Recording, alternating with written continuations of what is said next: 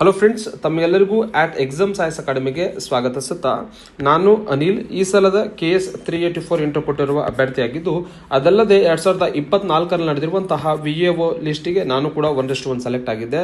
So ನಾವೇನು ಮಾಡ್ಕೊಂಡಿದ್ದೆ ಅಂದರೆ ಆಟ್ ಎಕ್ಸಾಮ್ಸ್ ಐಎಸ್ ಅಕಾಡೆಮಿಯಲ್ಲಿ ಏನಂದ್ರೆ ವಿರಾಟ್ 150+ ಎನ್ನುವ ಟೆಸ್ಟ್ ಸೀರೀಸ್ ಪ್ರೋಗ್ರಾಮ್ ಅನ್ನು ಲಾಂಚ್ ಮಾಡ್ಕೊಂಡಿದ್ದೇವೆ.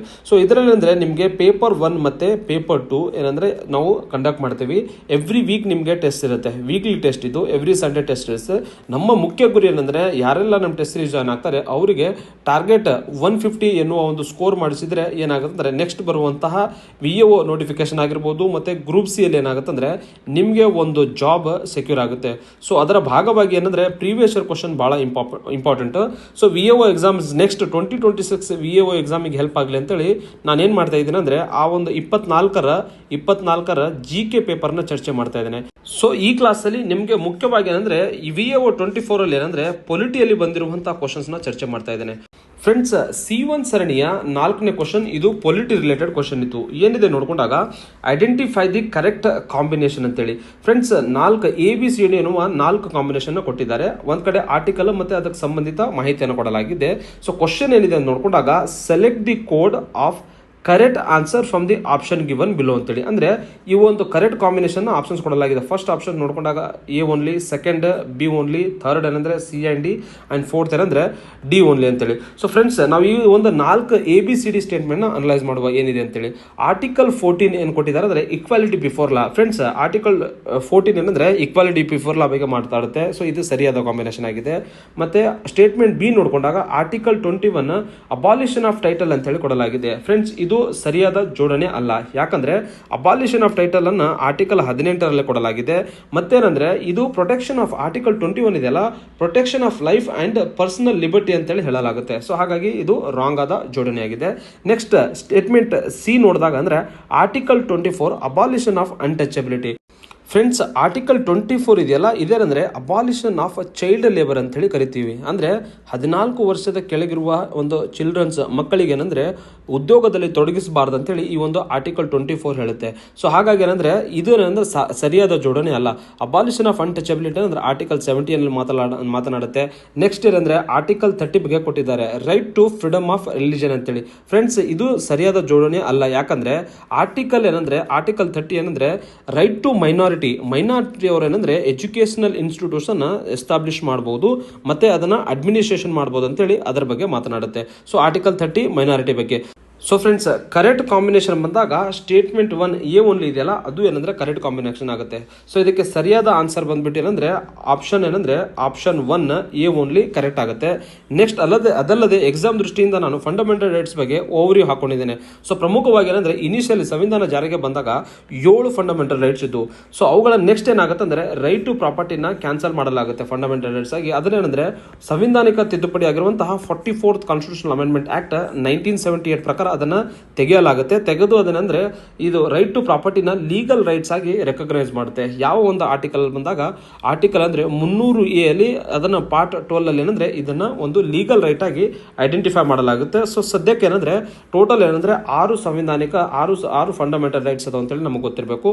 ಸೊ ಮೂಲತವಾಗಿ ಏನಂದ್ರೆ ಬ್ರಾಡ್ ಆಗಿ ಅವನ್ನ 6 ಕ್ಯಾಟಗರೀಸ್ ಡಿವೈಡ್ ಮಾಡಲಾಗಿದೆ. ಇದು ಫಸ್ಟ್ ಏನಂದ್ರೆ ರೈಟ್ ಟು ಈಕ್ವಾಲಿಟಿ, ಆರ್ಟಿಕಲ್ 14 ಇಂದ 18 ವರೆಗೆ ಮಾತಾಡುತ್ತೆ. ಸೊ ಇದ್ರ ಬಗ್ಗೆ ನೀವು ಪ್ರತಿಯೊಂದು ಆರ್ಟಿಕಲ್ ಏನ್ ಹೇಳುತ್ತೆ ಅಂತೇಳಿ ಅರ್ಥ ಮಾಡ್ಕೋಬೇಕು ಎಕ್ಸಾಮ್ ಹೋಗಕ್ಕಿಂತ ಮುಂಚೆ. ನೆಕ್ಸ್ಟ್ ಏನಂದ್ರೆ ರೈಟ್ ಟು ಫ್ರೀಡಮ್ ಅಂತೇಳಿ ಬ್ರಾಡ್ ಕ್ಯಾಟಗರಿ ಇದೆ. ಅದು ಏನಂದ್ರೆ ಆರ್ಟಿಕಲ್ 19 ಇಂದ 22 ವರೆಗೆ ಅದು ಒಂದು ರೈಟ್ ಟು ಫ್ರೀಡಮ್ ಬಗ್ಗೆ ಮಾತಾಡುತ್ತೆ. ನೆಕ್ಸ್ಟ್ ಏನಂದ್ರೆ ರೈಟ್ ಅಗೇನ್ಸ್ಟ್ ದಿ ಎಕ್ಸ್ಪ್ಲಾಯ್ಟೇಷನ್ ಅಂತೇಳಿ ಆರ್ಟಿಕಲ್ 22, 23 ಮತ್ತೆ 24 ಇದರ ಏನಂದ್ರೆ ರೈಟ್ ಅಗೇನ್ಸ್ಟ್ ಎಕ್ಸ್ಪ್ಲಾಯ್ಟೇಷನ್ ಮಾತಾಡುತ್ತೆ. Next right to freedom of religion article 25 to 28 ವರೆಗೆ ಅದರಲ್ಲಿ ಕೊಡಲಾಗಿದೆ. ನೆಕ್ಸ್ಟ್ ಏನಂದ್ರೆ ಕಲ್ಚರಲ್ ಅಂಡ್ ಎಜುಕೇಶನ್ ರೈಟ್ಸ್ ಅಂತ ಹೇಳಿ ಕರಿತೀವಿ. ಇವುಗಳನ್ನ ಮೈನಾರಿಟಿ ರೈಟ್ಸ್ ಕೂಡ ಕರಿತೀವಿ. ಅದನ್ನ ಆರ್ಟಿಕಲ್ 29 ಮತ್ತೆ 30 ಅಲ್ಲಿ ಕೊಡಲಾಗಿದೆ. ಸೊ ಅದಲ್ಲದೆ ಇಂಪಾರ್ಟೆಂಟ್ ಆಗಿ ಏನಂದ್ರೆ ರೈಟ್ ಟು ಕಾನ್ಸ್ಟಿಟ್ಯೂಷನಲ್ ರೆಮಿಡೀಸ್ ಇದೆಯಲ್ಲ, ಅದನ್ನ ಆರ್ಟಿಕಲ್ 32 to 35 ವರೆಗೂ ಕೊಡಲಾಗಿದೆ. ಮತ್ತೆ ಆರ್ಟಿಕಲ್ 32 ಅನ್ನಂದ್ರೆ ಸಂವಿಧಾನದ heart and soul of the constitution ಅಂತೇಳಿ ಅಂಬೇಡ್ಕರ್ ಅವರು ಕರೆದಿದ್ದಾರೆ ಅಂತೇಳಿ ಮೂಲತವಾಗಿ ಕೇಳ್ತಿರ್ತಾರೆ, ಗೊತ್ತಿರಬೇಕು ನಿಮಗೆ. ಅದಲ್ಲದೆ ಇಂಪಾರ್ಟೆಂಟ್ ಆಗಿ ಫ್ರೆಂಡ್ಸ್ ಎಕ್ಸಾಮ್ ದೃಷ್ಟಿಯಿಂದ ಪಾಯಿಂಟ್ ಟು ರಿಮೆಂಬರ್ ಏನಿದೆ ಅಂದ್ರೆ ಫಂಡಮೆಂಟಲ್ ರೈಟ್ಸ್ ಅದಾವಲ್ಲ, ಇವುಗಳನ್ನ ಜಸ್ಟಿಸಿಯಬಲ್ ಅಂತ ಹೇಳಿ ಕರಿತೀವಿ. ಅಂದ್ರೆ ಇನ್ ಕೇಸ್ ಯಾರದಾರ ಫಂಡಮೆಂಟಲ್ ರೈಟ್ಸ್ ಧಕ್ಕೆ ಆಗಿದೆ ಅಥವಾ ಉಲ್ಲಂಘನೆ ಆಗಿದೆ ಅಂದ್ರೆ ಅವರು ಕೋರ್ಟಿಗೆ ಹೋಗೋದ್ರ ಮೂಲಕ ಏನಂದ್ರೆ ತಮ್ಮ ಒಂದು ಹಕ್ಕನ್ನು ಏನಂದ್ರೆ ಏನಂದ್ರೆ ಹಿಂಪಡೆಯಬಹುದು, ತಮ್ಮ ಹಕ್ಕಿನ ವಿರುದ್ಧ ಹೋರಾಟ ಮಾಡಬಹುದು. ಸೊ ಆರ್ಟಿಕಲ್ 32 ಪ್ರಕಾರ ಸುಪ್ರೀಂ ಕೋರ್ಟ್ಗೆ ಹೋಗಬಹುದು, ಮತ್ತೆ ಆರ್ಟಿಕಲ್ 226 ಪ್ರಕಾರ ಹೈಕೋರ್ಟಿಗೆ ಹೋಗಿ ಅವರೇನಂದ್ರೆ ತಮ್ಮ ಒಂದು ಸಂವಿಧಾನಿಕ ರೈಟ್ಸ್ ಅಥವಾ ಫಂಡಮೆಂಟಲ್ ರೈಟ್ಸ್ ಅನ್ನು ಎನ್ಫೋರ್ಸ್ ಮಾಡಬಹುದು. ಮತ್ತೆ ಇಂಪಾರ್ಟೆಂಟ್ ಆಗಿ ಏನಂದ್ರೆ ಈ ಫಂಡಮೆಂಟಲ್ ರೈಟ್ಸ್ ಅದಾವ ಕೆಲವೊಂದು ಎಲ್ಲ ಸಿಟಿಜನ್ಸ್ಗೆ ಏನಂದ್ರೆ ಕೊಡಲಾಗಿದೆ, ಕೆಲವೊಂದು ಏನಂದ್ರೆ ಫಾರಿನರ್ಸ್ಗೂ ಅಪ್ಲೈ ಆಗುತ್ತೆ. ಸೊ ಪ್ರಮುಖವಾಗಿ ಕೇವಲ ಭಾರತೀಯ ನಾಗರಿಕರಿಗೆ ಇರುವಂತಹ ಫಂಡಮೆಂಟಲ್ಸ್ ಯಾವುದಂತೇಳಿ ನಮ್ಗೆ ಗೊತ್ತಿರಬೇಕು ಫ್ರೆಂಡ್ಸ್. ಸೊ ಇದನ್ನ ಎಕ್ಸೆಪ್ಷನ್ ಇದೆ. ಸೊ ನೀವು ಎಕ್ಸಾಮ್ ಅಲ್ಲಿ ಕೇಳ್ಬೋದು. ಸೊ ಆರ್ಟಿಕಲ್ 15, ಆರ್ಟಿಕಲ್ 16, ಆರ್ಟಿಕಲ್ 19 ಮತ್ತೆ 29, 30 ಇವು 5 ಆರ್ಟಿಕಲ್ ಅದಾವಲ್ಲ, ಇವು ಕೇವಲ ಭಾರತೀಯ ನಾಗರಿಕ ಇರುವಂತಹ ಒಂದು ಫಂಡಮೆಂಟಲ್ ರೈಟ್ಸ್ ಅಂತೇಳಿ ನಿಮ್ಗೆ ಗೊತ್ತಿರಬೇಕು. ಮತ್ತೆ ಏನಂದ್ರೆ ಬ್ರಾಡ್ ಆಗಿ ಪಾರ್ಟ್ 3 ಏನಂದ್ರೆ ಪಾರ್ಟ್ 3 ಆರ್ಟಿಕಲ್ ಏನಂದ್ರೆ 12ರಿಂದ 35 ಬಗ್ಗೆ ಫಂಡಮೆಂಟಲ್ ರೈಟ್ಸ್ ಬಗ್ಗೆ ಮಾತಾಡುತ್ತೆ ಅಂತೇಳಿ ಗೊತ್ತಿರಬೇಕು. ಸೊ ಇನ್ನೊಂದೇನಂದ್ರೆ ಫಂಡಮೆಂಟಲ್ ರೈಟ್ಸ್ ಅದಾವಲ್ಲ, ಇವುಗಳನ್ನ ಹೈ ಇಲ್ಡಿಂಗ್ ಏರಿಯಾ ಅಂತೇಳಿ ಟ್ರೀಟ್ಮೆಂಟ್ ಮಾಡಬೇಕಾಗುತ್ತೆ ನೀವು. ಯಾಕಂದ್ರೆ ಈ ಒಂದು ಟಾಪಿಕ್ಸ್ ಇದೆಯಲ್ಲ, ಫಂಡಮೆಂಟಲ್ ರೈಟ್ಸ್ ಇಂದ ಒಂದಲ್ಲ ಒಂದು ಕ್ವಶನ್ ಎವ್ರಿ ಎಕ್ಸಾಮ್ ಅಲ್ಲಿ ಇರುತ್ತೆ. ನೀವು UPSC ಅಲ್ಲಿ ಆಗಿರ್ಬೋದು, KPSC ಅಲ್ಲಿ ಆಗಿರ್ಬೋದು, KE ಅಲ್ಲಿ ಒಂದು ಕ್ವಶನ್ ಇದೇ ಇರುತ್ತೆ. ಸೊ ಹಾಗಾಗಿ ಇವುಗಳನ್ನ ನೀಟಾಗಿ ಡೀಟೇಲ್ ಆಗಿ ನೋಡ್ಕೋಬೇಕು ಫ್ರೆಂಡ್ಸ್. ಅದಲ್ಲದೆ ಏನು ಗೊತ್ತಾ, ನನಗೆ ಇಂಟರ್ವ್ಯೂ ಅಲ್ಲಿ ಈ ಫಂಡಮೆಂಟಲ್ ರೈಟ್ಸ್ ಮೇಲೆ ಎಕ್ಸಾಕ್ಟ್ ಆಗಿ ಈ ಕ್ವಶನ್ಸ್ ಗಳನ್ನ ಕೇಳಲಾಗಿತ್ತು. ಏನಂದ್ರೆ ಎಷ್ಟು ಫಂಡಮೆಂಟಲ್ಸ್ ಇರ್ತಾವಪ್ಪ ಅಂತ ಕೇಳಿದ್ರೆ, ಯಾಕಂದ್ರೆ ನಾನು BA ಬ್ಯಾಕ್ ಗ್ರೌಂಡ್ ಇರೋದ್ರಿಂದ ಅಂದ್ರೆ ಪೊಲಿಟಿಕಲ್ ಸೈನ್ಸ್ ನಂದು ಒಂದು ಆಪ್ಷನಲ್ ಸಬ್ಜೆಕ್ಟ್ ಇತ್ತು. ಸೊ ಅದರ ಭಾಗವಾಗಿ ಏನಂದ್ರೆ ಫಂಡಮೆಂಟಲ್ ರೈಟ್ಸ್ ಎಷ್ಟದ ಅಂತ ಕೇಳಲಾಗಿತ್ತು, ಮತ್ತೆ ಯಾವ ಒಂದು ಆರ್ಟಿಕಲ್ ನ ತೆಗೆಯಲಾಗಿದೆ ಅಂತೇಳಿ ಕೇಳಲಾಗಿತ್ತು, ಯಾಕೆ ತೆಗೆದ್ರು ಅಂತೇಳಿ. ಇನ್ನೊಂದು ಪ್ಯಾನಲ್ ಮೆಂಬರ್ ಅಂದ್ರೆ ಪ್ರಾಪರ್ಟಿ ಏನಂದ್ರೆ ಜನರು ಏನಂದ್ರೆ ತಮ್ಮ ಪ್ರೈವೇಟ್ ಪ್ರಾಪರ್ಟಿ ಇರಬಾರ್ದು ಅಂತ ಹೇಳಿ ಅದರ ಮೇಲೆ ಕೂಡ ನನಗೆ ಕ್ವಶನ್ಸ್ ಕೇಳಲಾಗಿತ್ತು. ಸೊ ಹಾಗಾಗಿ ನಿಮ್ಗೆ ಏನಂದ್ರೆ ನಿಮ್ಮ ಡಿಗ್ರಿ ಬೇಸ್ ಸಬ್ಜೆಕ್ಟ್ ನೀಟಾಗಿ ಗ್ರಿಪ್ ಇಟ್ಕೊಂಡು ಹೋದ್ರೆ ಇಂಟರ್ವ್ಯೂ ಅಲ್ಲೂ ಕೂಡ ಹೆಲ್ಪ್ ಆಗುತ್ತೆ. ಸೊ ಹಾಗಾಗಿ ಏನಂದ್ರೆ ಈ ತೀರಿ ನೀವು ಅನಲೈಸ್ ಮಾಡ್ಕೊಂಡು ನೋಡ್ಕೋಬೇಕಾಗುತ್ತೆ ಫ್ರೆಂಡ್ಸ್. ನೆಕ್ಸ್ಟ್ C1 ಸರಣಿಯ 5ನೇ ಕ್ವಶನ್. ಇದು ಅಂದರೆ ಒಂದು ಸ್ಕೀಮ್ ರಿಲೇಟೆಡ್ ಕ್ವಶನ್ ಇತ್ತು. ಇದನ್ನು ಪೊಲಿಟಿಯಲ್ಲಿ ಬರುವಂತಹ ಗವರ್ನೆನ್ಸ್ ನ ಪಾರ್ಟ್ ತಗೊಂಡು ನಾನು ಅಂದ್ರೆ ಪೊಲಿಟಿ ಸೆಕ್ಷನ್ ಅಲ್ಲಿ ಚರ್ಚೆ ಮಾಡ್ತಾ ಇದ್ದೇನೆ. ಸೊ ಏನಿದೆ ಅಂದ್ರೆ ಒಂದ್ ಕಡೆ ಸ್ಕೀಮ್ಸ್ ಕೊಟ್ಟಿದ್ರು, ಇನ್ನೊಂದ್ ಕಡೆ ಅಂದ್ರೆ ಮ್ಯಾಚ್ ದ ಫಾಲೋಯಿಂಗ್ ಅಥವಾ ಅವುಗಳ ಉದ್ದೇಶ ಅಥವಾ ಅಬ್ಜೆಕ್ಟಿವ್ಸ್ ನ ಕೊಡಲಾಗಿತ್ತು. ಸೊ ಫಸ್ಟ್ ನೋಡುವ ಏನ್ ಕೊಟ್ಟಿದ್ದಾರೆ ಅಂತಂದ್ರೆ ಪ್ರಧಾನಮಂತ್ರಿ ಶ್ರಮ್ ಯೋಗಿ ಮಾನ್ಧನ್ ಯೋಜನಾ ಅಂತೇಳಿ ಕೊಟ್ಟಿದ್ದಾರೆ ಫ್ರೆಂಡ್ಸ್. ಅಂದ್ರೆ ಶ್ರಮ ಯೋಗಿ ಅಂತೇಳಿ ಇದು ಫ್ರೆಂಡ್ಸ್ ಏನಾಗಿತ್ತು ಅಂದ್ರೆ ಈ ಸ್ಕೀಮು ನ್ಯೂಸ್ ಅಲ್ಲಿ ಬಹಳ ಬರ್ತಾ ಇತ್ತು. ಸೊ ಹೊಸದಾಗಿ ಏನಂದ್ರೆ 2019 ಇದನ್ನ ಗೌರ್ಮೆಂಟ್ ಅವರು ಇಂಟ್ರೊಡ್ಯೂಸ್ ಮಾಡಿದ್ರು. ಸೊ ಬಹಳ ರಿಪೀಟೆಡ್ ಆಗಿ ಇದರ ಬಗ್ಗೆ ನ್ಯೂಸ್ ಅಲ್ಲಿ ಇರೋದ್ರಿಂದ ಇದನ್ನ ಕೊಡಲಾಗಿತ್ತು. ಸೊ ಪ್ರಮುಖವಾಗಿ ಶ್ರಮಯೋಗಿ ಬಂದಾಗ ವರ್ಕರ್ ಅಂತೇಳಿ ನಿಮಗೆ ನೆನಪಾಗಬೇಕು. ಸೊ ಈ ಒಂದು ಯಾವೆಲ್ಲ ಅಬ್ಜೆಕ್ಟಿವ್ಸ್ ಅಲ್ಲಿ ವರ್ಕರ್ ಇದೆ ಅಂತೇಳಿ ನೋಡ್ಕೊಂಡಾಗ ಏನಂದ್ರೆ ಇದರಲ್ಲಿ ಸೆಕೆಂಡ್ ಇದೆಯಲ್ಲ, ಸೆಕೆಂಡ್ ಅಲ್ಲಿ ಅನ್ಆರ್ಗನೈಸ್ಡ್ ವರ್ಕರ್ಸ್ ಅಂತೇಳಿ ಕೊಡಲಾಗಿದೆ. ಸೊ ಏನಂದ್ರೆ ಫಸ್ಟ್ ಇದ್ದಿದ್ದು 2ಕ್ಕೆ ಜೋಡಣೆ ಆಗುತ್ತೆ ಅಂತೇಳಿ ನಮ್ಗೆ ಗೊತ್ತಾಯ್ತು. So unorganised worker. ಅದಾದ್ಮೇಲೆ ನೆಕ್ಸ್ಟ್ ಏನಂದ್ರೆ ಪ್ರಧಾನಮಂತ್ರಿ ಜೀವನ್ ಜ್ಯೋತಿ ಭೀಮಾ ಯೋಜನಾ. ಫ್ರೆಂಡ್ಸ್ ಇದ್ರಲ್ಲಿ ಏನಾಗುತ್ತೆ ಅಂದ್ರೆ ಇದು ಏನಂದ್ರೆ ಲೈಫ್ ಇನ್ಶೂರೆನ್ಸ್ ಸ್ಕೀಮ್ ಇದೆ. ಯಾವ್ದು ಕೊಡೋದಾಗತ್ತಂದ್ರೆ ಈ ಒಂದು ಪ್ರಧಾನಮಂತ್ರಿ ಜೀವನ್ ಜ್ಯೋತಿ ಯೋಜನಾ ಏನೇ ಕಾರಣದಿಂದ ಯಾವುದೇ ರೀಸನ್ ಇಂದ ಏನಾದರೂ ಡೆತ್ ಆದ್ರೆ ಅವ್ರೇನಾದ್ರೂ ಇನ್ಶೂರೆನ್ಸ್ ಪಾಲಿಸಿನ ಸಬ್ಸ್ಕ್ರೈಬ್ ಮಾಡಿದ್ರೆ ಅವರಿಗೆ ಏನಂದ್ರೆ ಒಂದು ಇನ್ಶೂರೆನ್ಸ್ ಕೊಡಲಾಗುತ್ತೆ, ಲೈಫ್ ಇನ್ಶೂರೆನ್ಸ್ ಅಮೌಂಟ್ ಕೊಡಲಾಗುತ್ತೆ. ಸೊ ಹಾಗಾಗಿ ಪ್ರಧಾನಮಂತ್ರಿ ಜೀವನ್ ಜ್ಯೋತಿ ಭೀಮಾ ಯೋಜನಾ ಬಂದಾಗ ಏನಂದ್ರೆ ಆಪ್ಷನ್ ಸ್ಟೇಟ್ಮೆಂಟ್ 1 ಆಗುತ್ತೆ. ಸೊ ಇವು ಎರಡರ ಮೇಲೆ ಏನ್ ಗೊತ್ತಾ, ನಾವೇನಂದ್ರೆ ಈ ಒಂದು ಆಪ್ಷನ್ಸ್ ಯಾವ್ದು ಕರೆಕ್ಟ್ ಆಗುತ್ತೆ ಅಂತ ಹೇಳಿ ನೋಡುವ. Select the correct answer using code given below. So ಇದ್ದಿದ್ದು 2 ಆಗ್ಬೇಕು ಫ್ರೆಂಡ್ಸ್. ಇದ್ದಿದ್ದು 2 ಯಾವ ಆಪ್ಷನ್ ಇದೆ ನೋಡ್ಕೊಂಡಾಗ ಫಸ್ಟ್ ಆಪ್ಷನ್ ಅಲ್ಲಿ ಇದೆ, ಮತ್ತೆ ಥರ್ಡ್ ಆಪ್ಷನ್ ಅಲ್ಲಿ ಏನಂದ್ರೆ ಇದ್ದಿದ್ದು 2 ಇದೆ. ಆಮೇಲೆ ನಾವು ನೋಡ್ಕೊಂಡ ಹಾಗೆ ಪ್ರಧಾನಮಂತ್ರಿ ಜೀವನ್ ಜ್ಯೋತಿ ಆಪ್ಷನ್ ಏನಂದ್ರೆ B ಇದ್ದಿದ್ದು 1 ಆಗ್ಬೇಕು. ಸೊ B ಇದ್ದಿದ್ದು 1 ಯಾವ್ದ್ರಲ್ಲಿ ಇದೆ ನೋಡ್ಕೊಂಡಾಗ ಏನಂದ್ರೆ ಇವೆರಡಲ್ಲೇ ಆನ್ಸರ್ ಆಗ್ಬೇಕು. 1 ಮತ್ತೆ 3 ಅಲ್ಲಿ ನೋಡ್ಕೊಂಡಾಗ B ಇದ್ದಿದ್ದು 1 ಏನಂದ್ರೆ ಆಪ್ಷನ್ 3 ಅಲ್ಲಿ ಇದೆ. ಸೊ ಇದಕ್ಕೆ ಸರಿಯಾದ ಆನ್ಸರ್ ಬಂದಾಗ ಆಪ್ಷನ್ 3 ಆಗುತ್ತೆ ಅಂತೇಳಿ ನಮ್ಗೆ ಗೊತ್ತಿರಬೇಕು. ಇನ್ ಕೇಸ್ ನಿಮ್ಗೆ ಇದನ್ನು ಗೊತ್ತಿಲ್ಲ, ನನಗೆ ಪ್ರಧಾನಮಂತ್ರಿ ಶ್ರಮ್ ಯೋಗಿ ಮಾನ್ಧನ್ ಯೋಜನಾ ಬಗ್ಗೆ ಡೀಟೇಲ್ ಆಗಿ ಗೊತ್ತಿತ್ತು. ಇನ್ ಕೇಸ್ ಗೊತ್ತಿಲ್ಲ ಅಂದ್ರೂ ನೀವು ಯಾವ ರೀತಿ ಆನ್ಸರ್ ಮಾಡಬಹುದು ಅಂದ್ರೆ ಇಲ್ಲಿ ನೋಡಿ, ನ್ಯಾಷನಲ್ ಸೋಷಿಯಲ್ ಅಸಿಸ್ಟೆನ್ಸ್ ಪ್ರೋಗ್ರಾಮ್ ಅಂತ ಹೇಳಿದೆ. ಸೊ ಈ ಒಂದು ಸೋಷಿಯಲ್ ಅನ್ನೋ ಪ್ರೋಗ್ರಾಮ್ ಒಂದು ಪದವನ್ನು ಯೂಸ್ ಮಾಡಲಾಗಿದೆ. ಅದೇ ರೀತಿ ಇಲ್ಲಿ ಕೂಡ ಅಂದ್ರೆ ಸೋಷಿಯಲ್ ಬೆನಿಫಿಟ್ ಎನ್ನುವ ಒಂದು ಸೇಮ್ ಪದವನ್ನು ಯೂಸ್ ಮಾಡಲಾಗಿದೆ. ಅಂದ್ರೆ ಸೋಷಿಯಲ್ ಮ್ಯಾಚ್ ಆಗ್ತಾ ಇದೆ. ಸೊ ಇದರ ಬಗ್ಗೆನೇ ಮಾತಾಡ್ತಾ ಇದೆ ಅಂತೇಳಿ ನೀವು ಗೆಸ್ ಮಾಡ್ಬೋದು. ಇದರ ಮತ್ತೆ 99% ಆಫ್ ದ ಟೈಮ್ ಈ ಒಂದು ವರ್ಡ್ ಮ್ಯಾಚಿಂಗ್ ಇದಾವಲ್ಲ, ಸಿಮಿಲರ್ ವರ್ಡ್ ಮ್ಯಾಚಿಂಗ್ ಎಕ್ಸಾಮ್ ಅಲ್ಲಿ ಬಹಳ ಕರೆಕ್ಟ್ ಆಗುತ್ತೆ. ಮತ್ತೆ ಇದೊಂದೇ ಮ್ಯಾಚಿಂಗ್ ನಿಮಗೆ ಕರೆಕ್ಟ್ ಆಗಿ ಗೊತ್ತಿತ್ತಂದ್ರೆ C ಇದ್ದಿದ್ದು 4 ಓನ್ಲಿ 1 ಆಪ್ಷನ್ ಅಷ್ಟೇ ಇದೆ ಮೀನ್ಸ್. C ಇದ್ದಿದ್ದು 4 ಕೇವಲ ಅಂದ್ರೆ ಆಪ್ಷನ್ 3 ಅಷ್ಟೇ ಇದೆ. ಸೊ ನೀವು ಡೈರೆಕ್ಟ್ ಆಗಿ ಆನ್ಸರ್ಗೆ ಬರ್ಬೋದಾಗಿತ್ತು. ಸೊ ಈ ರೀತಿ 2 ಮೆಥಡ್ನ ನೀವೇನಾದ್ರೂ ಯೂಸ್ ಮಾಡೋದ್ರ ಮೂಲಕ ಕರೆಕ್ಟ್ ಆನ್ಸರ್ಗೆ ಬರ್ಬೋದು ಈ ಸ್ಕೀಮ್ಸ್ ವಿಚಾರಗಳಲ್ಲಿ. ನೆಕ್ಸ್ಟ್ ಇಂಪಾರ್ಟೆಂಟ್ ಆಗಿ ಏನಂದ್ರೆ ನೆಕ್ಸ್ಟ್ ಎಕ್ಸಾಮ್ ದೃಷ್ಟಿಯಿಂದ ಮತ್ತೆ ಕೇಳ್ಬೋದು ಅಂತೇಳಿ ಕೆಲವೊಂದು ಇಂಪಾರ್ಟೆಂಟ್ ಪಾಯಿಂಟ್ನ ನಾನು ಈ ಒಂದು ಪ್ರತಿಯೊಂದು ಸ್ಕೀಮ್ ಬಗ್ಗೆ ಹಾಕೊಂಡಿದ್ದೇನೆ. ಸೊ ಪ್ರಧಾನಮಂತ್ರಿ ಶ್ರಮ್ ಯೋಗಿ ಮಾನ್ಧನ್ ಯೋಜನೆ ಬಂದಾಗ ಇದನ್ನ 2019ರಲ್ಲಿ ಕೇಂದ್ರ ಸರ್ಕಾರದವರು ಜಾರಿಗೆ ತರಲಾಗಿದೆ. ಸೊ ಪ್ರಮುಖವಾಗಿ ಈ ಒಂದು ಸ್ಕೀಮ್ಸ್ ಮೂಲಕ ಅಂದ್ರೆ ಯಾರೆಲ್ಲ ಒಂದು ಎಂಟ್ರಿ ಏಜ್ ಅಂತ ಹೇಳಿ ಬರುತ್ತೆ 18ರಿಂದ 40ರವರೆಗೆ ಏನಂದ್ರೆ ಅನ್ಆರ್ಗನೈಸ್ಡ್ ವರ್ಕರ್ ಅದಾರಲ್ಲ, ಆ ವರ್ಕರ್ ಏನಂದ್ರೆ ಇದು ಇಂತಿಷ್ಟು ಅಮೌಂಟ್ ಅಂತೇಳಿ ಪರ್ ಮಂತ್ ಪೇ ಮಾಡ್ತಾ ಹೋಗಬೇಕು. ಅವ್ರು ಯಾವಾಗ 60 ಏಜ್ ಆದ್ಮೇಲೆ ಏನಂದ್ರೆ ಅವರಿಗೆ ಪ್ರತಿ ತಿಂಗಳು 3,000 ಪೆನ್ಷನ್ ಬರುತ್ತೆ. ಸೊ ನೆಕ್ಸ್ಟ್ ಇಂಪಾರ್ಟೆಂಟ್ ಆಗಿ ಏನಂದ್ರೆ ಇದಕ್ಕೆ ಗೌರ್ಮೆಂಟ್ ಕೂಡ ಕೋಆರ್ಡಿನೇಷನ್ ಮಾಡಿ ಬೆನಿಫಿಷರಿಗೆ ಕಾಂಟ್ರಿಬ್ಯೂಷನ್ ಮಾಡುತ್ತೆ. ಸೊ ಇದು ಇದರ ಪ್ರಮುಖವಾಗಿ ನಮಗೆ ಗೊತ್ತಿರಬೇಕು. ನೆಕ್ಸ್ಟ್ ಪ್ರಧಾನಮಂತ್ರಿ ಜೀವನ್ ಜ್ಯೋತಿ ಭೀಮಾ ಯೋಜನಾ ಬಂದಾಗ ಫ್ರೆಂಡ್ಸ್ ಇದರಲ್ಲಿ ಏನಾಗುತ್ತೆ, ಇದು one year life insurance scheme ಅಂತ ಕರಿತೀವಿ. ಅಂದ್ರೆ ಸುಮಾರು ಆನ್ಯುವಲ್ ಪ್ರೀಮಿಯಂ 436 ರೂಪೀಸ್ ಪೇ ಮಾಡಿದ್ರೆ ಇನ್ ಕೇಸ್ ಯಾವುದೇ ಕಾರಣದಿಂದ ಸಾವನ್ನಪ್ಪಿದಾಗ ಅವಾಗ ಏನಾಗುತ್ತೆ ಅಂದ್ರೆ ಇದರಲ್ಲಿ ಲೈಫ್ ಇನ್ಶೂರೆನ್ಸ್ ಆಗಿ 2 ಲಕ್ಷ ಗೌರ್ಮೆಂಟ್ ಅವರು ಕೊಡ್ತಾರೆ. ಸೊ ನೆಕ್ಸ್ಟ್ ಇಂಪಾರ್ಟೆಂಟ್ ಆಗಿ ಇದನ್ನು ಯಾವಾಗ ಇಂಟ್ರೊಡ್ಯೂಸ್ ಮಾಡಿದ್ದಾರೆ ಅಂತ ಬಂದಾಗ 2015 ಗೊತ್ತಿರಬೇಕು. ಮತ್ತೆ ನ್ಯಾಷನಲ್ ಸೋಷಿಯಲ್ ಅಸಿಸ್ಟೆನ್ಸ್ ಪ್ರೋಗ್ರಾಮ್ ಅಂತೇಳಿ ಇದು ಬಹಳ ಇಂಪಾರ್ಟೆಂಟ್. ಯಾಕಂದ್ರೆ ಈ ಒಂದು ಪ್ರೋಗ್ರಾಮ್ ಅಲ್ಲಿ ಮೇನ್ಲಿ ಯಾರಿಗೂ ಇದನ್ನ ಇನ್ಶೂರೆನ್ಸ್ ಅಥವಾ ಒಂದು ಸೋಷಿಯಲ್ ಬೆನಿಫಿಟ್ ಅಥವಾ ಕ್ಯಾಶ್ ಕೊಡ್ತಾರೆ ಅಂದ್ರೆ ಓಲ್ಡ್ ಏಜ್ ಪೀಪಲ್, ಅಂದ್ರೆ ವಯಸ್ಸಾದವರಿಗೆ, ಆಮೇಲೆ ನೆಕ್ಸ್ಟ್ ಏನಂದ್ರೆ ಸಾವನ್ನಪ್ಪಿದವರಿಗೆ, ಮತ್ತೆ ಮೆಟರ್ನಿಟಿ ಏನಂದ್ರೆ ಚೈಲ್ಡ್ ಬಿಯರಿಂಗ್ ಟೈಮ್ ಅಲ್ಲಿ, ಸೊ ಹಾಗೆ ಮಗುನ ಜನ್ಮ ನೀಡಿದಾಗ ತಾಯಿಯಂದಿರಿಗೆ ಕೊಡುವಂತ ಒಂದು ಸೋಷಿಯಲ್ ಬೆನಿಫಿಟ್ ಸ್ಕೀಮ್ ಅಂತೇಳಿ ಇದೆ ಫ್ರೆಂಡ್ಸ್. ಇದರಲ್ಲಿ ಏನಂದ್ರೆ ಈ ಒಂದು ಸೋಷಿಯಲ್ ಅಸಿಸ್ಟೆನ್ಸ್ ಸ್ಕೀಮ್ ಅನ್ನ 1995 ಜಾರಿಗೆ ತರಲಾಗಿದೆ. ಪ್ರಮುಖವಾಗಿ 3 ಸ್ಕೀಮ್ ಅನ್ನು ಮರ್ಜ್ ಮಾಡಿ ಈ ಒಂದು ಸ್ಕೀಮ್ ಅನ್ನು ನ್ಯಾಷನಲ್ ಸೋಷಿಯಲ್ ಅಸಿಸ್ಟೆಂಟ್ ಪ್ರೋಗ್ರಾಮ್ ಅಂತೇಳಿ ಕರಿತೀವಿ. ಅಂದ್ರೆ Indira Gandhi old age pension scheme ನ ಇದರಲ್ಲಿ ಆಡ್ ಮಾಡಲಾಗಿದೆ.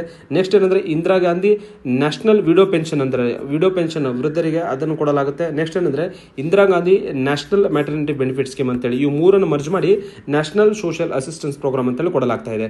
ಸೊ ಅದೇ ರೀತಿ ಪ್ರಧಾನಮಂತ್ರಿ ಸುರಕ್ಷಾ ಬಿಮಾ ಯೋಜನಾ, ಅಂದ್ರೆ ಸುರಕ್ಷಾ ಅಂತಲೇ ನಿಮ್ಗೆ ಗೊತ್ತಾಗಬೇಕು ಏನಂದ್ರೆ ಆಕ್ಸಿಡೆಂಟ್ ರಿಲೇಟೆಡ್ ಸುರಕ್ಷತೆ ಕೊಡುತ್ತೆ ಅಂತೇಳಿ. ಸೊ ಇದೇನಂದ್ರೆ ಇದು 1 ವರ್ಷದ ಆಕ್ಸಿಡೆಂಟಲ್ ಇನ್ಶೂರೆನ್ಸ್ ಅಂತೇಳಿ ಸ್ಕೀಮ್ ಇದೆ. ಸೊ ಇದನ್ನು ಬೇಸಿಕಲಿ ಏನಂದ್ರೆ ಪ್ರತಿ ಆನ್ಯುವಲ್ ಪ್ರೀಮಿಯಂ 20 ರೂಪಾಯಿ ಪೇ ಮಾಡಿದ್ರೆ ಇನ್ ಕೇಸ್ ಏನೇ ಆಕ್ಸಿಡೆಂಟ್ ಆದಾಗ ಏನಾಗುತ್ತೆ ಅಂದ್ರೆ 2 ಲಕ್ಷ ರೂಪಾಯಿ ಏನಂದ್ರೆ ಇನ್ಶೂರೆನ್ಸ್ ಸಿಗುತ್ತೆ. ಇದನ್ನೇ ಅಂದ್ರೆ 2015 ಇಂಟ್ರೊಡ್ಯೂಸ್ ಮಾಡಲಾಗಿದೆ. ಸೊ ಮೇನ್ಲಿ ಏನಂದ್ರೆ ಹೊಸ ಸ್ಕೀಮ್ಸ್ ಏನಾದರೂ ಇನ್ಶೂರೆನ್ಸ್ ರಿಲೇಟೆಡ್ ಸ್ಕೀಮ್ಸ್ ಡೆವಲಪ್ಮೆಂಟ್ ಮತ್ತೆ ಇನ್ಶೂರೆನ್ಸ್ ರೆಗ್ಯುಲೇಷನ್ಸ್ ರಿಲೇಟೆಡ್ ಏನೇ ಬರ್ತಿದ್ರು ಅದನ್ನ ಏನು ಗೊತ್ತಾ ನೀಟಾಗಿ ನೀವು ನೋಡಿಕೊಂಡ್ರೆ ಒಂದು ಕ್ವಶನ್ ನಿಮಗೆ ಈಸಿಯಾಗಿ ಆನ್ಸರ್ ಮಾಡ್ಬೋದು. ಫ್ರೆಂಡ್ಸ್ ನೆಕ್ಸ್ಟ್ C1 ಸರಣಿಯ 7ನೇ ಕ್ವಶನ್, ಇದು ಕೂಡ ಪೊಲಿಟಿ ರಿಲೇಟೆಡ್ ಕ್ವಶನ್ ಇತ್ತು. ಏನಿದೆ ಕ್ವಶನ್ ನೋಡ್ಕೊಂಡಾಗ, consider the following statements regarding gram panchayats and choose the correct answer from the following codes ಅಂತೇಳಿ ಕೇಳಲಾಗಿದೆ.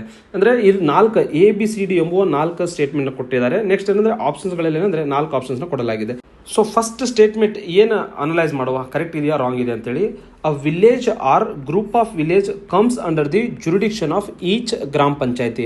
ಅಂದ್ರೆ ಫ್ರೆಂಡ್ಸ್ ಗ್ರಾಮ ಪಂಚಾಯತಿ ಅಂದ್ರೆ ಏನು ಅದರ ಡೆಫಿನೇಷನ್ ಇಲ್ಲಿ ಕೊಡಲಾಗಿದೆ. ಸೊ ಗ್ರಾಮ ಪಂಚಾಯತಿ ಯಾವುದನ್ನು ನಾವು ಗ್ರಾಮ ಪಂಚಾಯತಿ ಕರಿತೀವಿ ಅಂದ್ರೆ ಒಂದು ಹಳ್ಳಿ ಇರ್ಬೋದು ಅಥವಾ ಗ್ರೂಪ್ ಆಫ್ ವಿಲೇಜಸ್ ಅದಾವಲ್ಲ, ಗ್ರೂಪ್ ಆಫ್ ವಿಲೇಜಸ್ ಕೂಡಿ ಏನಂದ್ರೆ ನಾವು ಗ್ರಾಮ ಪಂಚಾಯತಿ ಅಂತ ಹೇಳಿ ಡಿಫೈನ್ ಮಾಡ್ತೀವಿ. ಸೊ ಹಾಗಾಗಿ ಏನಂದ್ರೆ statement A is the correct ಅಂತೇಳಿ ನಿಮ್ಗೆ ಗೊತ್ತಾಗುತ್ತೆ. ನೆಕ್ಸ್ಟ್ ಸ್ಟೇಟ್ಮೆಂಟ್ ಬಿ ಏನಿದೆ ನೋಡ್ಕೊಂಡಾಗ, president of gram panchayat has a power to sign the cheque related to the financial affairs ಅಂತೇಳಿ. ಅಂದ್ರೆ ಗ್ರಾಮ ಪಂಚಾಯತಿ ಅಧ್ಯಕ್ಷರದಾರಲ್ಲ ಅವರಿಗೆ ಅಧಿಕಾರ ಇದೆ ಯಾವುದಕ್ಕೆ ರಿಲೇಟೆಡ್ ಅಂದ್ರೆ ಚೆಕ್ ಮೇಲೆ ಸೈನ್ ಮಾಡಿದ್ರೆ ಮಾತ್ರ ಅವಾಗ ಫಿನಾನ್ಷಿಯಲ್ ಟ್ರಾನ್ಸಾಕ್ಷನ್ ಪ್ರೊಸೀಡ್ ಆಗುತ್ತೆ. ಸೊ ಹಾಗಾಗಿ ಏನಂದ್ರೆ ಇದು ಸರಿಯಾದ ಹೇಳಿಕೆ ಆಗಿದೆ ಫ್ರೆಂಡ್ಸ್, ಯಾಕಂದ್ರೆ ಗ್ರಾಮ ಪಂಚಾಯತಿ ಅಧ್ಯಕ್ಷರ ಸಿಗ್ನೇಚರ್ ಬೇಕಾಗುತ್ತೆ. ನೆಕ್ಸ್ಟ್ ಏನಂದ್ರೆ ಸ್ಟೇಟ್ಮೆಂಟ್ ಸಿ ನೋಡ್ಕೊಂಡಾಗ, village administrative officer VAO has to work under the gram panchayat as per the order of the president of gram panchayat ಅಂತೇಳಿ. ಫ್ರೆಂಡ್ಸ್ VAO ಏನಂದ್ರೆ ಗ್ರಾಮ ಪಂಚಾಯತಿ ಅಂಡರ್ ಅಲ್ಲಿ ಕೆಲಸ ಮಾಡಲ್ಲ. VAO ರಿಲೇಟೆಡ್ ಟು ಅಂದ್ರೆ ರೆವಿನ್ಯೂ ಡಿಪಾರ್ಟ್ಮೆಂಟ್ಗೆ ಸಂಬಂಧಿತ ಒಂದು ಅಫಿಷಿಯಲ್ಸ್ ಆಗಿದ್ದಾರೆ. ಆದರೆ ಗ್ರಾಮ ಪಂಚಾಯತಿಯಲ್ಲಿ ಪ್ರೆಸಿಡೆಂಟ್ ಅವರ ಆರ್ಡರ್ಸ್ ಮೇಲೆ ವರ್ಕ್ ಮಾಡೋರು ಯಾರಂದ್ರೆ PDO ಮತ್ತೆ ಸೆಕ್ರೆಟರಿ ಅಂತ ಹೇಳಿ ಇರ್ತಾರೆ. ಸೊ ಇಲ್ಲಿ ನಾನು ಸ್ಟೇಟ್ಮೆಂಟ್ ಕೊಟ್ಟಿದ್ದೇನೆ ಏನಂದ್ರೆ ಕರ್ನಾಟಕದಲ್ಲಿ ಅಂದ್ರೆ ಗ್ರಾಮ ಪಂಚಾಯತಿ ಲೆವೆಲ್ ಅಲ್ಲಿ PDO ಮತ್ತೆ ಸೆಕ್ರೆಟರಿ ಅಪಾಯಿಂಟ್ ಮಾಡಿರ್ತಾರೆ. ಎಲ್ಲಿ ಅವರ ರೋಲ್ ಏನಂದ್ರೆ ಅವರು ಗೌರ್ಮೆಂಟ್ ಅಫಿಷಿಯಲ್ಸ್ ಆಗಿ ಪಂಚಾಯತ್ ವರ್ಕ್ ಮಾಡ್ತಾರೆ. ಸೊ ಹಾಗಾಗಿ ಏನಂದ್ರೆ VAO ಕೊಡೋದ್ರ ಮೂಲಕ ಇದನ್ನ ರಾಂಗ್ ಸ್ಟೇಟ್ಮೆಂಟ್ ಫೇಮ್ ಮಾಡಲಾಗಿದೆ. ನೆಕ್ಸ್ಟ್ ಸ್ಟೇಟ್ಮೆಂಟ್ ಡಿ ನೋಡಿದಾಗ, there exist no reservation for selection of president and vice president of a gram panchayat ಅಂತೇಳಿ. ರಿಸರ್ವೇಷನ್ ಪ್ರೆಸಿಡೆಂಟ್ ಅಧ್ಯಕ್ಷರಿಗೆ ಮತ್ತೆ ಉಪಾಧ್ಯಕ್ಷರಿಗೆ ಇಲ್ಲ ಅಂತೇಳಿ ಸ್ಟೇಟ್ಮೆಂಟ್ ಅಲ್ಲಿ ಕೊಡಲಾಗಿದೆ. ಬಟ್ ಫ್ರೆಂಡ್ಸ್ ಏನಾಗುತ್ತೆ ಅಂದ್ರೆ ರಿಸರ್ವೇಷನ್ ಸಂವಿಧಾನದಲ್ಲೇ ಕೊಡಲಾಗಿದೆ. SC ST ಗಳಿಗೆ OBC ಗಳಿಗೆ ಏನಂದ್ರೆ ರಿಸರ್ವೇಷನ್ ಕೊಡಬೇಕಂತೇಳಿ ಅದನ್ನ ಸ್ಪೆಸಿಫಿಕಲಿ ಏನಂದ್ರೆ ಮೆನ್ಷನ್ ಮಾಡಿದ್ದಾರೆ. ಅಂಡರ್ ಅಮೆಂಡ್ಮೆಂಟ್ 73rd ಸಂವಿಧಾನಕ ತಿದ್ದುಪಡಿಯಲ್ಲಿ ಮೆನ್ಷನ್ ಮಾಡಲಾಗಿದೆ. ಅದಲ್ಲದೆ ಇಂಪಾರ್ಟೆಂಟ್ ಆಗೇನಂದ್ರೆ ಕರ್ನಾಟಕದಲ್ಲಿರುವಂತಹ ಕರ್ನಾಟಕ ಗ್ರಾಮ ಸ್ವರಾಜ್ ಮತ್ತೆ ಪಂಚಾಯತ್ ರಾಜ್ ಆಕ್ಟ್ 1993 ಇದೆಲ್ಲ ಅದರ ಸೆಕ್ಷನ್ 44 ಅಂದ್ರೆ SC ST ಗಳಿಗೆ ಮತ್ತೆ ಬ್ಯಾಕ್ವರ್ಡ್ ಕ್ಲಾಸ್ ಮತ್ತೆ ಮಹಿಳೆಯರಿಗೆ ಅಧ್ಯಕ್ಷರ ಮತ್ತೆ ಉಪಾಧ್ಯಕ್ಷರ ಸೀಟ್ ಇದೆಯಲ್ಲ ಅಲ್ಲಿ ರಿಸರ್ವೇಷನ್ ಮ್ಯಾಂಡೇಟರಿಯಾಗಿ ಕೊಡಬೇಕಂತೇಳಿ ಹೇಳಲಾಗಿದೆ. ಸೊ ಹಾಗಾಗಿ ಏನಂದ್ರೆ ಸಿ ಮತ್ತೆ ಡಿ ಸ್ಟೇಟ್ಮೆಂಟ್ ರಾಂಗ್ ಇದಾವೆ. ಸಿ ಮತ್ತೆ ಡಿ ಇದಾವಲ್ಲ ಇವೆರಡು ರಾಂಗ್ ಇದೆ, ಮತ್ತೆ ಎ ಮತ್ತೆ ಬಿ ಕರೆಕ್ಟ್ ಇದೆ. ಸೊ ಹಾಗಾಗಿ ಸರಿಯಾದ ಆನ್ಸರ್ ಬಂದಾಗ ಏನಂದ್ರೆ ಆನ್ಸರ್ ಆಪ್ಷನ್ 1 ಓನ್ಲಿ ಕರೆಕ್ಟ್ ಆಗುತ್ತೆ. ಯಾಕಂದ್ರೆ ಇದರಲ್ಲಿ ಎ ಅಂಡ್ ಬಿ ಕರೆಕ್ಟ್ ಅಂತೇಳಿ ಕೊಡಲಾಗಿದೆ. ಸೊ ಇದಕ್ಕೆ ಸರಿಯಾದ ಆನ್ಸರ್ ಏನಂದ್ರೆ ಸ್ಟೇಟ್ಮೆಂಟ್ ಅಥವಾ option 1 is the correct answer for this question. ಮತ್ತೆ ಎಕ್ಸಾಮ್ ದೃಷ್ಟಿಯಿಂದ ಆರ್ಟಿಕಲ್ಸ್ ಕೇಳ್ತಾರೆ ಫ್ರೆಂಡ್ಸ್. ಅದನ್ನು ಏನು ಗೊತ್ತಾ, ನಾನು ಆರ್ಟಿಕಲ್ ಅನ್ನು ಹಾಕೊಂಡಿದ್ದೇನೆ. ಇಂಪಾರ್ಟೆಂಟ್ ಆಗೇನಂದ್ರೆ ಆರ್ಟಿಕಲ್ 243B ಇದೆಯಲ್ಲ, ಇದನ್ನೇನಂದ್ರೆ constitution of panchayats at village, intermediate ಮತ್ತೆ ಡಿಸ್ಟ್ರಿಕ್ಟ್ ಡಿಸ್ಟಿಕ್ ಅಂತೇಳಿ ಹೇಳಲಾಗುತ್ತೆ. ಅಂದರೆ 3 ಟೈರ್ ಸ್ಟ್ರಕ್ಚರ್ ನಮ್ಮದು ಪಂಚಾಯತ್ ಇದೆ. 3 ಟೈರ್ ಸ್ಟ್ರಕ್ಚರ್ ಇರುವಂತಹ ಈ ಒಂದು ಪಂಚಾಯತನ್ನು ವಿಲೇಜ್ ಲೆವೆಲಲ್ಲಿ, ಇಂಟರ್ಮೀಡಿಯೇಟ್ ತಾಲೂಕು ಲೆವೆಲಲ್ಲಿ ಮತ್ತು ಡಿಸ್ಟಿಕ್ ಲೆವೆಲಲ್ಲಿ ಸ್ಥಾಪನೆ ಮಾಡಬೇಕಂತೇಳಿ ಆರ್ಟಿಕಲ್ 243B ಅಲ್ಲಿ ಹೇಳಲಾಗಿದೆ. ನೆಕ್ಸ್ಟ್ ಆರ್ಟಿಕಲ್ 243C ಏನಂತಂದರೆ ಕಂಪೋಸಿಷನ್ ಆಫ್ ಪಂಚಾಯತ್ಸ್. ಅಂದರೆ ಪಂಚಾಯತ್ಸಿಗೆ ಏನಂದರೆ ಅಧ್ಯಕ್ಷರು ಇರ್ತಾರೆ, ಉಪಾಧ್ಯಕ್ಷರು ಇರ್ತಾರೆ ಮತ್ತು ಮೆಂಬರ್ ಇರ್ತಾರೆ. ಸೊ ಅವರ ಒಂದು ಕಂಪೋಸಿಷನ್ ಇದರಲ್ಲಿ ಹೇಳಲಾಗಿದೆ. ನೆಕ್ಸ್ಟ್ ರಿಸರ್ವೇಷನ್ ಬಗ್ಗೆ ಸ್ಟೇಟ್ಮೆಂಟ್ ಡಿ ಯಲ್ಲಿ ಕ್ವಶನ್ ಫಾರ್ಮ್ ಮಾಡಲಾಗಿದೆ. ಅಂದರೆ ಆರ್ಟಿಕಲ್ 243D ಪ್ರಕಾರ ರಿಸರ್ವೇಷನ್ ಆಫ್ ಸೀಟ್ಸ್ ಅಂದರೆ ಮೆಂಬರ್ ಆಗಲಿಕ್ಕೂ ಮೆಂಬರ್ಸಿಗೂ SC/ST ಗಳಿಗೆ ಮತ್ತು OBC ಗಳಿಗೆ ಏನಂದರೆ ರಿಸರ್ವೇಷನ್ ಕೊಡಲಾಗಿದೆ. ಅದಲ್ಲದೆ ಅಧ್ಯಕ್ಷರು ಮತ್ತು ಉಪಾಧ್ಯಕ್ಷರು ಇರ್ತಾರಲ್ಲ ಅಲ್ಲಿ ಕೂಡ ರಿಸರ್ವೇಷನ್ ಕೊಡಬೇಕಂತೇಳಿ ಹೇಳಲಾಗಿದೆ. ಮತ್ತು ಆರ್ಟಿಕಲ್ 243E ಎದರ ಬಗ್ಗೆ ಮಾತಾಡ್ತಂದ್ರೆ ಡ್ಯೂರೇಷನ್ ಆಫ್ ಪಂಚಾಯತ್ ಅಂದರೆ ಅವರ ಅಧಿಕಾರ ಅಂದರೆ ಎಷ್ಟು ವರ್ಷಗಳ ಕಾಲ ಗ್ರಾಮ ಪಂಚಾಯತಿ ಮೆಂಬರ್ಸ್ ಅಧ್ಯಕ್ಷರು ಇರ್ತಾರೆ ಅಂತೇಳಿ ಒಂದು ಗ್ರಾಮ ಪಂಚಾಯತಿಯ ಡ್ಯೂರೇಷನ್ ಬಂದಾಗ 5 ವರ್ಷ ಇದೆ ಅಂತೇಳಿ ತಮಗೆಲ್ಲ ಗೊತ್ತಿರೋ ಮಾಹಿತಿ. ನೆಕ್ಸ್ಟ್ ಏನಂದರೆ ಆರ್ಟಿಕಲ್ 243G ಎದ್ರ ಬಗ್ಗೆ ಮಾತಾಡುತ್ತಂದ್ರೆ powers and responsibility of the panchayats ಅಂತೇಳಿ ಅವ್ರಿಗೆ ಕೊಟ್ಟಿರುವಂಥ ಅಧಿಕಾರ ಮತ್ತು ರೆಸ್ಪಾನ್ಸಿಬಿಲಿಟಿ ಬಗ್ಗೆ ಆರ್ಟಿಕಲ್ 243G ಅಲ್ಲಿ ಮಾತನಾಡುತ್ತೆ. ನೆಕ್ಸ್ಟ್ ಆರ್ಟಿಕಲ್ 243I ಏನಂದರೆ ಸ್ಟೇಟ್ ಫಿನಾನ್ಸ್ ಕಮಿಷನ್ ಬಗ್ಗೆ ಮಾತನಾಡುತ್ತೆ. ಸೊ ಅದರಲ್ಲಿ ಕರ್ನಾಟಕದಲ್ಲಿ ಏನಂದರೆ ಸುಮಾರು ಇಲ್ಲಿವರೆಗೆ 5ನೇ ಫಿನಾನ್ಸ್ ಕಮಿಷನ್ 5 ಫಿನಾನ್ಸ್ ಕಮಿಷನ್ಸ್ನ ಅಪಾಯಿಂಟ್ ಮಾಡಲಾಗಿದೆ. ನೆಕ್ಸ್ಟ್ ಆರ್ಟಿಕಲ್ 243K ಏನಂದರೆ ಸ್ಟೇಟ್ ಎಲೆಕ್ಷನ್ ಕಮಿಷನ್ ಅಂದರೆ ಪಂಚಾಯತ್ಗಳಿಗೆ ಎಲೆಕ್ಷನ್ಸ್ ಅಥವಾ ಒಂದು ಎಲೆಕ್ಟೋರಲ್ ರೋಲ್ ಪ್ರಿಪೇರ್ ಮಾಡುವುದು ಸ್ಟೇಟ್ ಎಲೆಕ್ಷನ್ ಕಮಿಷನ್ ಒಂದು ಅಧಿಕಾರಾವಧಿ ಆಗಿದೆ ಅಂತೇಳಿ ಗೊತ್ತಿರಬೇಕು. ಸೊ ಮೇನ್ಲಿ ಏನಂದರೆ ನೆಕ್ಸ್ಟ್ ಎಕ್ಸಾಮ್ಸ್ಗೆ ಗ್ರಾಮ ಪಂಚಾಯತಿ ಆಕ್ಟ್, ಕರ್ನಾಟಕ ಗ್ರಾಮ Swaraj act and panchayat Raj act 1993 section 44 ಅಲ್ಲಿ ಕೂಡ ರಿಸರ್ವೇಷನ್ ಕೊಡಬೇಕು ಅಧ್ಯಕ್ಷರಿಗೆ ಮತ್ತು ಉಪಾಧ್ಯಕ್ಷರಿಗೆ ಅಂತೇಳಿ ಹೇಳಲಾಗಿದೆ ಅಂತೇಳಿ ಅದು ಕೂಡ ನಿಮಗೆ ಗೊತ್ತಿರಬೇಕು. ಸೊ ಈ ರೀತಿಯಾಗಿ ಒಂದು ಕ್ವಶನ್ ಬಂತಂದ್ರೆ ಅದರದ ಡೀಟೇಲ್ ಅನಾಲಿಸಿಸ್ ಮಾಡಿಕೊಂಡ್ರೆ ನೆಕ್ಸ್ಟ್ ಎಕ್ಸಾಮ್ಸಿಗೆ ಯಾವುದೇ ಡೈಮೆನ್ಷನ್ಸ್ ಕೇಳಿದ್ರು ನಿಮಗೆ ಹೆಲ್ಪ್ ಆಗುತ್ತೆ. ನೆಕ್ಸ್ಟ್ ಫ್ರೆಂಡ್ಸ್, ಕರೆಂಟ್ ಅಫೇರಲ್ಲಿ ಬಂದಿರುವಂತಹ ಇದು 39ನೇ ಕ್ವಶನ್. ಇದು ಕೂಡ ಪೊಲಿಟಿ ರಿಲೇಟೆಡ್ ಇತ್ತು. ಏನಂದರೆ who was the chairman of high level committee constituted by government of India on one nation one election ಅಂತೇಳಿ. ಸೊ ಇಲ್ಲೇನಂದರೆ ಇಂಪಾರ್ಟೆಂಟ್ ಆಗಿ ಹೈ ಲೆವೆಲ್ ಕಮಿಟಿನ ಸೆಂಟ್ರಲ್ ಗೌರ್ಮೆಂಟ್ ಅವರು ಅಪಾಯಿಂಟ್ ಮಾಡ್ತಾರೆ. ಯಾವುದರದ ಮೇಲೆ? One nation one election. So ಅದರ ಅಧ್ಯಕ್ಷರು ಯಾರು, ಚೇರ್ಮನ್ ಯಾರು ಅಂತೇಳಿ ಕ್ವಶನ್ಸ್ ಕೇಳಲಾಗಿತ್ತು. ಸೊ 4 ಆಪ್ಷನ್ಸ್ನ ಕೊಡಲಾಗಿದೆ ಫ್ರೆಂಡ್ಸ್. ಫಸ್ಟ್ ಏನಂದರೆ Amit Shah first option, second ಏನಂದರೆ ಪ್ರಹ್ಲಾದ್ ಜೋಶಿ, ಥರ್ಡ್ ಹರೀಶ್ ಸಾಲ್ವೆ, ಫೋರ್ತ್ ಏನಂದರೆ ರಾಮನಾಥ್ ಕೋವಿಂದ್ ಅಂತೇಳಿ. ಸೊ ತಮಗೆಲ್ಲ ಗೊತ್ತಿರುವ ಹಾಗೆ ಇದು one of the easiest question ಇತ್ತು. ರಾಮನಾಥ್ ಕೋವಿಂದ್ ಅವರ ಅಧ್ಯಕ್ಷತೆಯಲ್ಲಿ high level committee on one nation one election ಅಥವಾ ಸೈಮಲ್ಟೇನಿಯಸ್ ಎಲೆಕ್ಷನ್ ಅಂತೇಳಿ ಕೇಂದ್ರ ಸರ್ಕಾರದವರು ಗೌರ್ಮೆಂಟ್ ಆಫ್ ಇಂಡಿಯಾದವರು ಅಪಾಯಿಂಟ್ ಮಾಡ್ತಾರೆ.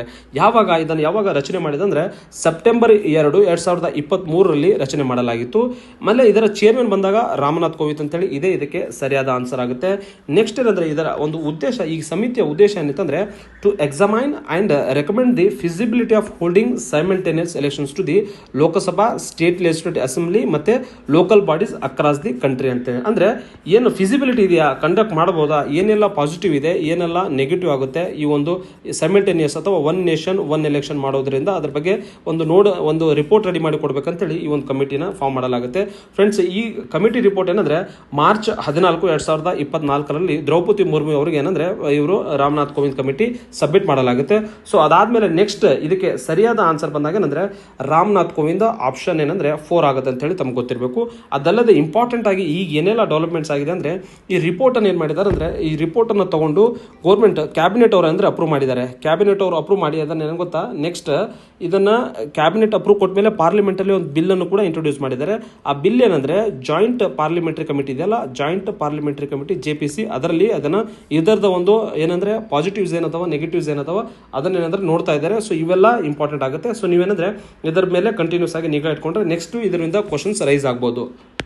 ನೆಕ್ಸ್ಟ್ 67ನೇ ಕ್ವಶನ್, ಇದು ಕೂಡ ಪೊಲಿಟಿ ರಿಲೇಟೆಡ್ ಕ್ವಶನ್ ಇತ್ತು ಫ್ರೆಂಡ್ಸ್. ಏನಿದೆ ಅಂತ ನೋಡ್ಕೊಂಡಾಗ which of the following state has become the first state in independent India to enforce the uniform civil code ಅಂತೇಳಿ. ಅಂದರೆ ಸ್ವತಂತ್ರ ಭಾರತದಲ್ಲಿ ಈ ಕೆಳಗಿನ ಯಾವ ರಾಜ್ಯವು ಮೊದಲ ಬಾರಿಗೆ ಯೂನಿಫಾರ್ಮ್ ಸಿವಿಲ್ ಕೋಡನ್ನು ಎನ್ಫೋರ್ಸ್ ಅಥವಾ ಜಾರಿಗೆ ತರಲಾಗಿದೆ ಅಂತೇಳಿ ಕ್ವಶನ್ಸ್ ಕೇಳಲಾಗಿತ್ತು.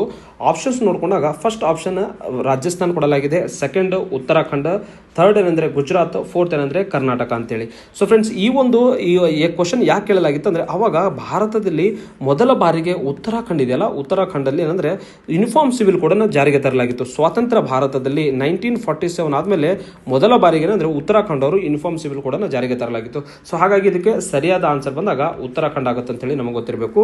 ಮತ್ತೆ ಇಂಪಾರ್ಟೆಂಟ್ ಆಗಿ ಗೋವಾ ಬಗ್ಗೆ ನಿಮಗೆ ಸಂಶಯ ಬರ್ಬೋದು. ಗೋವಾದವರು ಇದಾರಲ್ಲ, ಇವರು ಪೋರ್ಚುಗೀಸರಿಂದ ತಮ್ಮ ಒಂದು ಸಿವಿಲ್ ಇದೆ ಅಲ್ಲ, ಪೋರ್ಚುಗೀಸರಿಂದ ಅವ್ರೇನಂದ್ರೆ ಇನ್ಹೆರಿಟ್ ಮಾಡ್ಕೋತಾರೆ, ಅವರಿಂದ ಪಡ್ಕೊಂಡು ಅದನ್ನ ಕಂಟಿನ್ಯೂ ಮಾಡಿಬಿಡ್ತಾರೆ.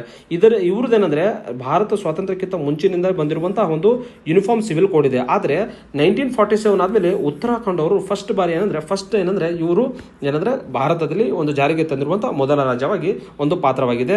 ಸೊ ಅದಲ್ಲದೆ ಇಂಪಾರ್ಟೆಂಟ್ ಆಗಿ ಎಕ್ಸಾಮ್ ದೃಷ್ಟಿಯಿಂದ ಏನಂದ್ರೆ ಇಂಪಾರ್ಟೆಂಟ್ ಆಗಿ ಇದು ಯೂನಿಫಾರ್ಮ್ ಸಿವಿಲ್ ಕೋಡ್ಸ್ ಅಂದ್ರೆ ಮ್ಯಾರೇಜ್ ವಿಚಾರ ಆಗಿರ್ಬೋದು, ಡೈವರ್ಸ್ ಆಗಿರ್ಬೋದು, ಮೇಂಟೆನೆನ್ಸ್ ಮತ್ತೆ ಪ್ರಾಪರ್ಟಿನ ಇನ್ಹೆರಿಟೆನ್ಸ್ ಕೋಡ್ಸ್ ಆಗಿರ್ಬೋದು, ಮಕ್ಕಳ ಅಡಾಪ್ಟೇಷನ್ ಆಗಿರ್ಬೋದು, ಮತ್ತೆ ಪ್ರಾಪರ್ಟಿ ಸಕ್ಸೆಷನ್ಸ್, ಪ್ರಾಪರ್ಟಿಯ ವಾರಸುದಾರಿಕೆಯಲ್ಲಿ ಏನಂದ್ರೆ ಮುಸ್ಲಿಮರಿಗೆ ಸಪರೇಟ್ ನಿಯಮ ಇದೆ, ಏನಂದ್ರೆ ಹಿಂದೂಗಳಿಗೆ ಸಪರೇಟ್, ಸಿಖ್ಗಳಿಗೆ ಸಪರೇಟ್, ಪಾರ್ಸಿಗಳಿಗೆ ಸಪರೇಟ್, ಮಲ್ಟಿಪಲ್ ಲಾಸ್ ಅದಾವ. ಇವು ಎಲ್ಲ ಏನ್ ಮಾಡತ್ತಾವ ಅಂದ್ರೆ ಲಾ ಪ್ರೊಸೀಜರ್ ಇದೆಯಲ್ಲ, ಲೀಗಲ್ ಹರ್ಡಲ್ಸ್ ಕ್ರಿಯೇಟ್ ಮಾಡತ್ತಾವ. ಸೊ ಹಾಗಾಗಿ ಒಂದು uniformity to ensure the equality, gender justice, promote national integration, having a uniform civil code for all citizen is very essential ಅಂತ ಹೇಳ್ತೀವಿ.